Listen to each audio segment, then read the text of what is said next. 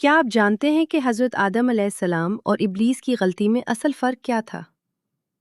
حضرت آدم علیہ السلام سے خطا ہوئی تو انہوں نے اپنی غلطی کو تسلیم کیا، ندامت کا اظہار کیا اور اللہ تعالیٰ سے توبہ کی۔ اللہ نے انہیں توبہ کے کلمات سکھائے اور ان کی توبہ قبول فرما لی۔ لیکن ابلیس نے غلطی کے بعد تکبر کیا اور اپنی نافرمانی پر قائم رہا۔ یہاں ہمارے لیے بہت بڑا سبق ہے۔ غلطی ہو جانا انسان کی کمزوری ہے، لیکن غلطی پر اٹھ جانا تباہی ہے۔ سچی توبہ انسان کو اللہ کے قریب کر دیتی ہے۔ پھر اللہ تعالیٰ نے فرمایا کہ تم سب زمین پر اتر جاؤ، لیکن انسان کو زمین پر بھیجنا صرف سزا نہیں تھا، بلکہ یہ اس ذمہ داری کا آغاز تھا جس کے لیے انسان کو زمین میں خلیفہ بنایا گیا تھا۔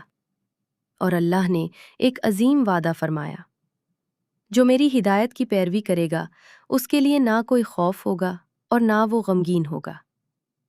لہٰذا زندگی میں غلطی ہو جائے تو مایوس نہ ہوں، اللہ کی طرف پلٹ آئیں، سچی توبہ کریں اور اس کی ہدایت پر چلنے کی کوشش کریں۔